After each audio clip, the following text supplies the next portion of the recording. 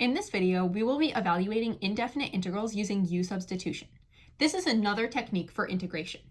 The steps for U-substitution for indefinite integrals are as follows. First, you need to identify u. Then take the derivative of u and rearrange it as needed. We'll talk about what that means later.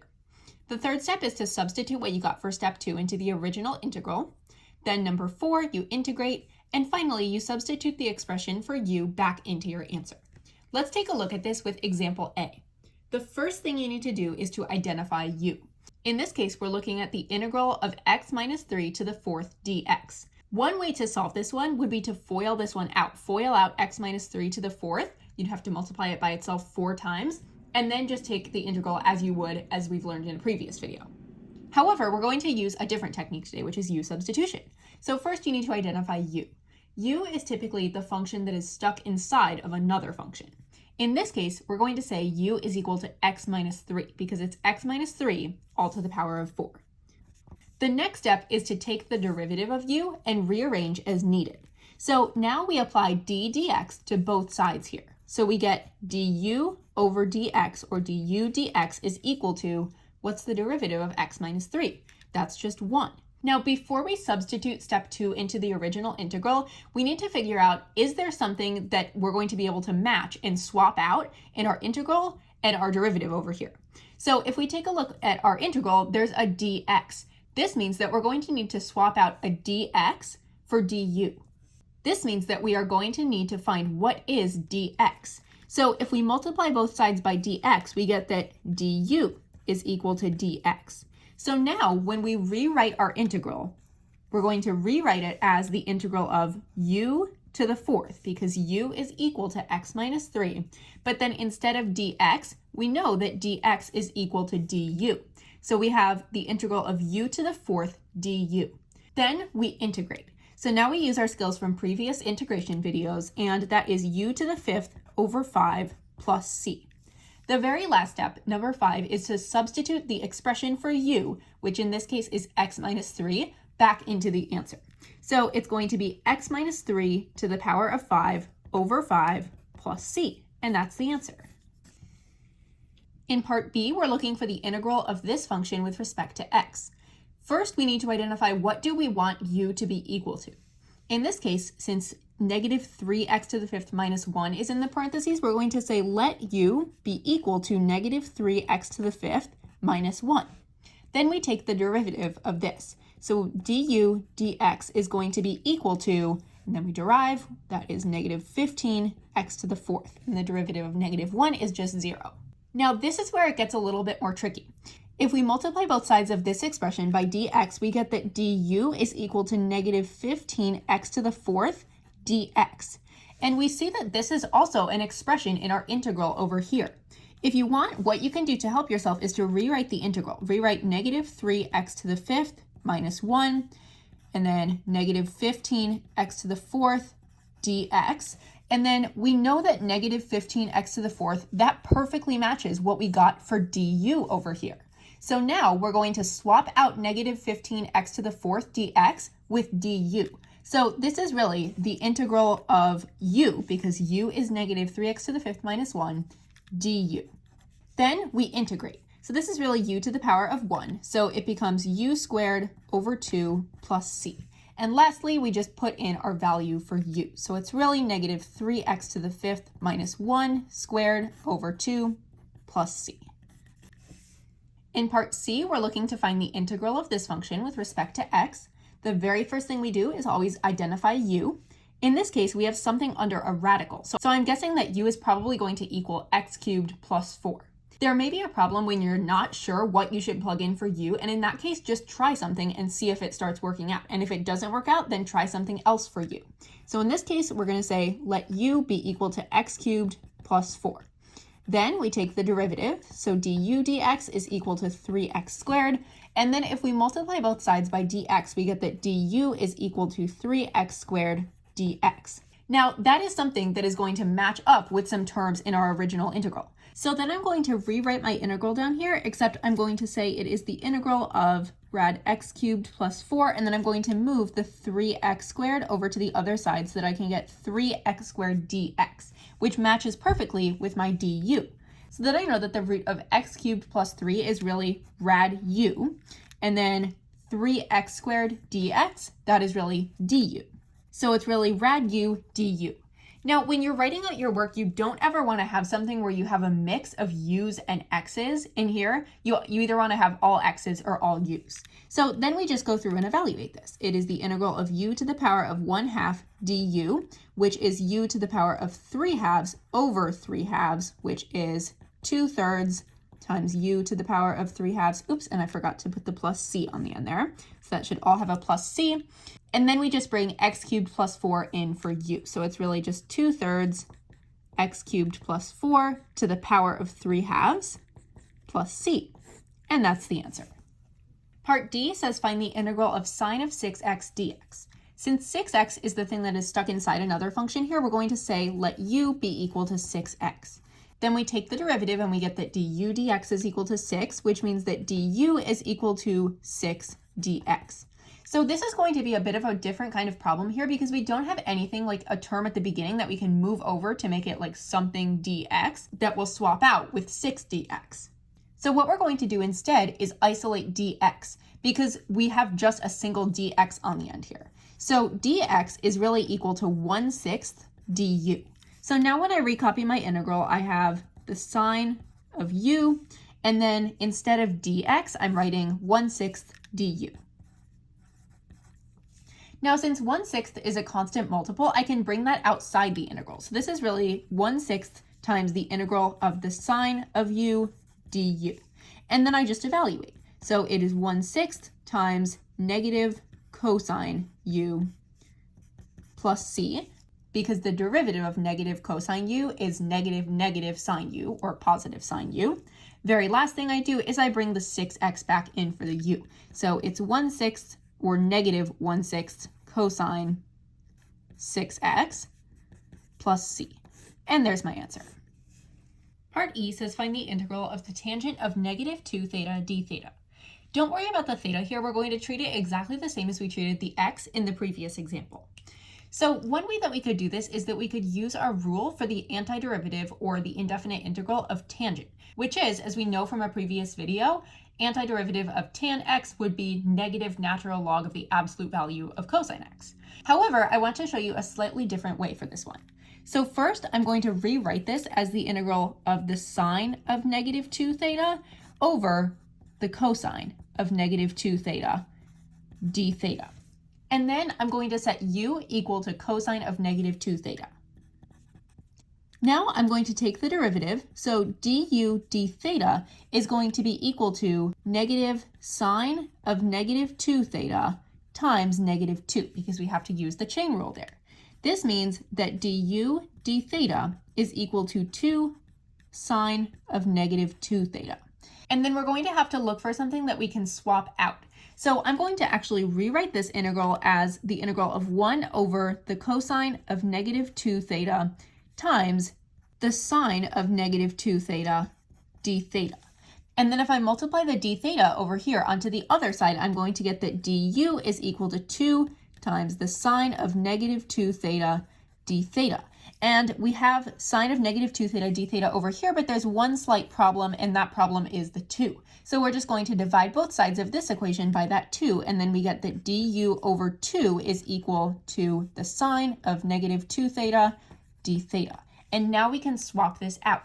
Now this is the integral of 1 over u times, and then we know that this is equal to du over 2, or 1/2 du.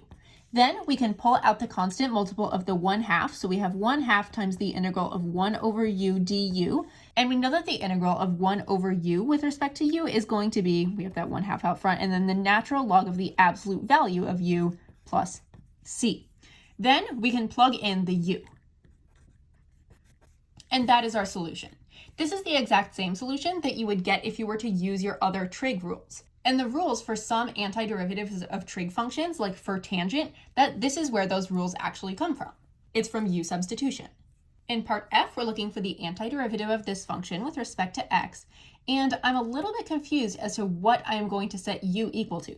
Maybe it is negative 2x, maybe it's cosine of negative 2x. However, since I have e to the power of cosine of negative 2x, typically when something is in a power position, that's what I'm going to set equal to u. So I'm going to say let u be equal to the cosine of negative 2x. And then I take the derivative of both sides. So I get du dx is equal to negative sine of negative 2x times negative 2. So it's really 2 times the sine of negative 2x. And then if I multiply both sides by dx, I'm going to get that du is equal to 2 times the sine of negative 2x dx. However, the terms that I see in this original integral up here, I see a sine of negative 2x and a dx. I do not see a 2. So I'm going to divide both sides by 2 so that I get 1/2 du is equal to the sine of negative 2x dx.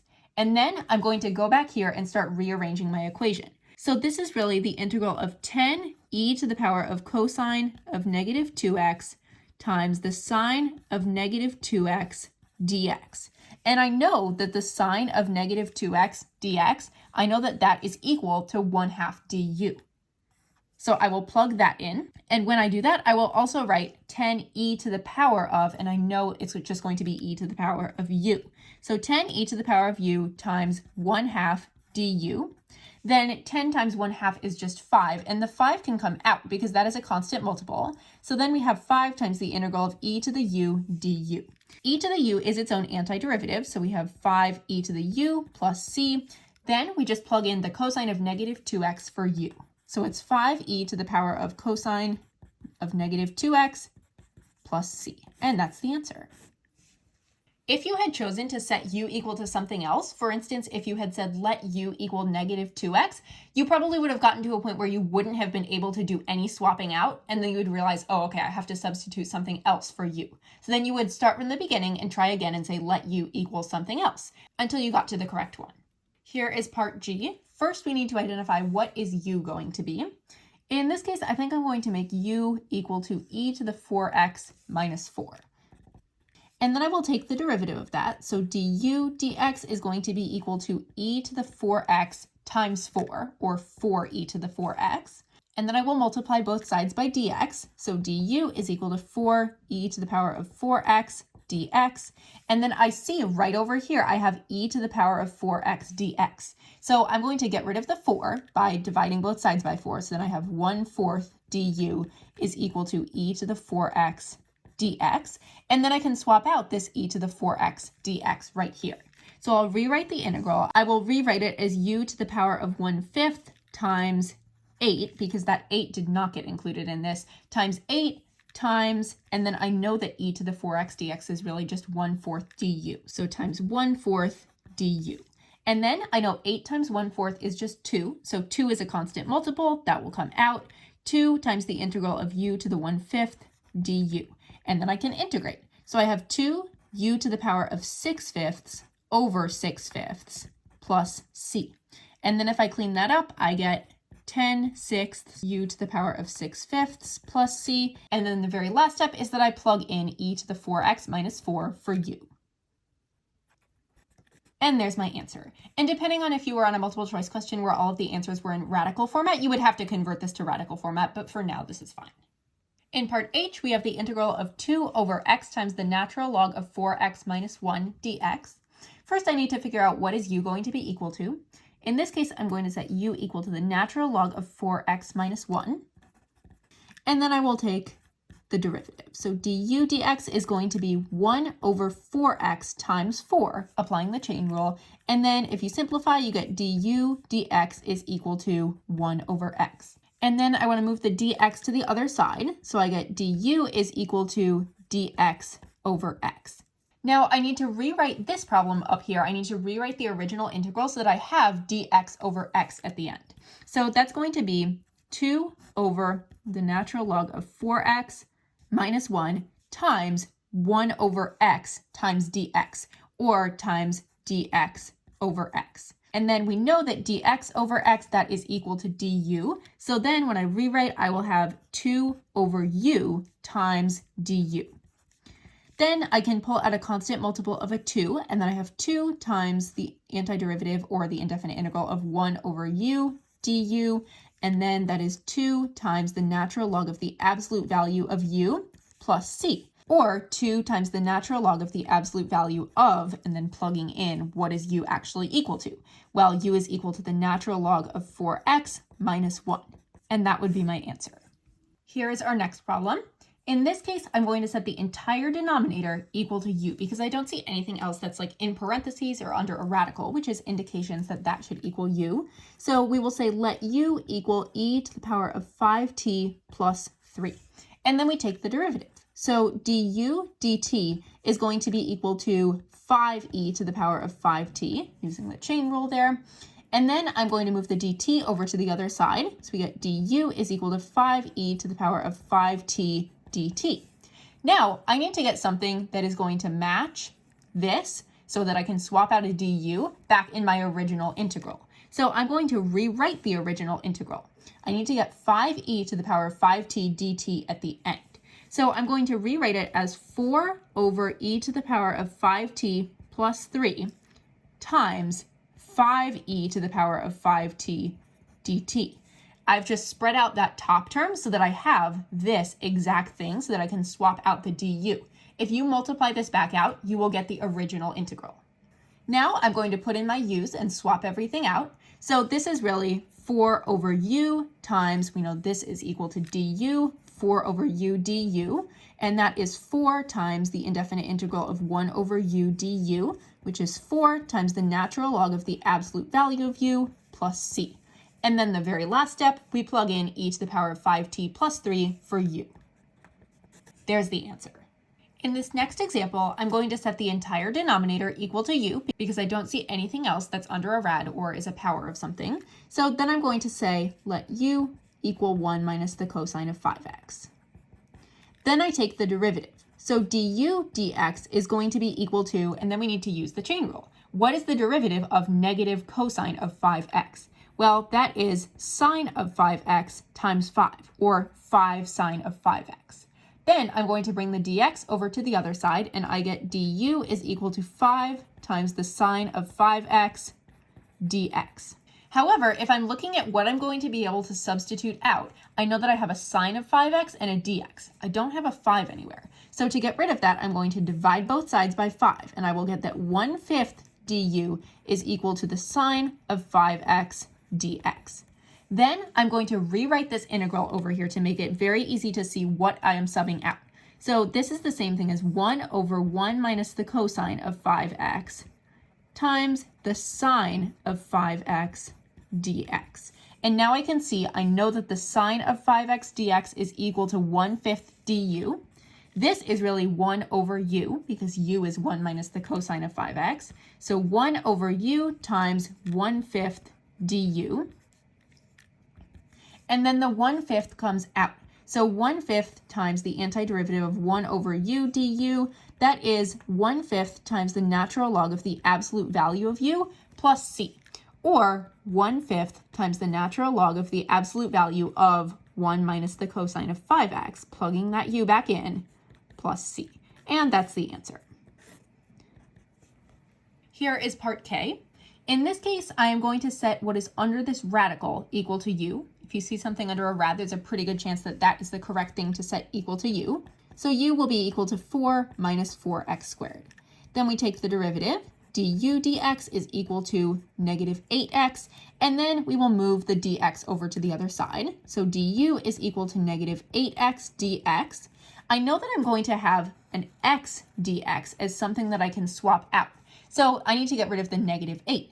I will divide both sides here by negative 8, and I will get negative 1/8 du is equal to x dx. Then I'm going to rewrite this integral so that I can very clearly see what I am doing. 1 over the radical of 4 minus 4x squared times x dx. I know that x dx is equal to negative 1/8 du. So we have the integral of 1 over rad u times negative 1/8 du. Then the negative 1/8 will come out as a constant multiple. Negative 1/8 times the integral of u to the power of negative 1/2, making it easier to use the power rule there, du. And then we have negative 1/8 u to the 1/2 over 1/2 plus c. which is really negative 1/4 rad u plus c. And then the very last step, we plug in 4 minus 4x squared for u. And there's the solution. In problem L, we're going to be using what is sometimes called double U substitution. We're going to start off the problem in the same way that we have before. We're going to take u and set it equal to x minus 6. And this means that du dx is equal to 1, therefore du is equal to dx. So then when we rewrite, we get it is x times rad x minus 6 dx, and we are going to be able to swap out the du, or the dx, with a du. So then it becomes x times rad u du. But we have a problem here. We can never ever write this. We can never have two different variables in the integrand. So what are we going to do? Because there's nothing else that we can cancel here. Well, one solution is to take our value for u, which is u is equal to x minus 6, and solve for x.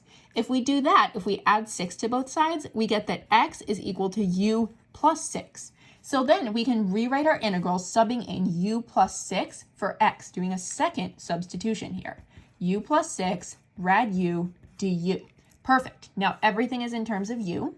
Then, since rad u is really u to the power of 1/2, we will do u to the power of 1 times u to the power of 1/2, which is u to the power of 3/2 plus 6u to the power of 1/2 du at the end. And then we integrate.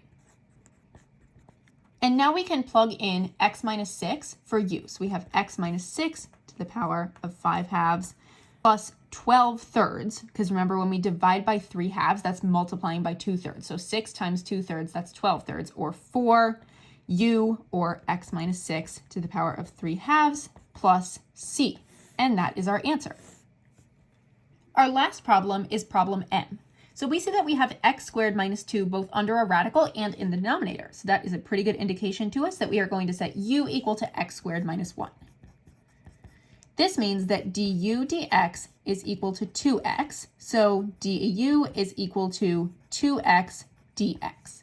However, we see that we're only going to be able to have x dx as something that we sub out. So let's get rid of the 2. We can divide both sides by 2, and then we get 1/2 du is equal to x dx.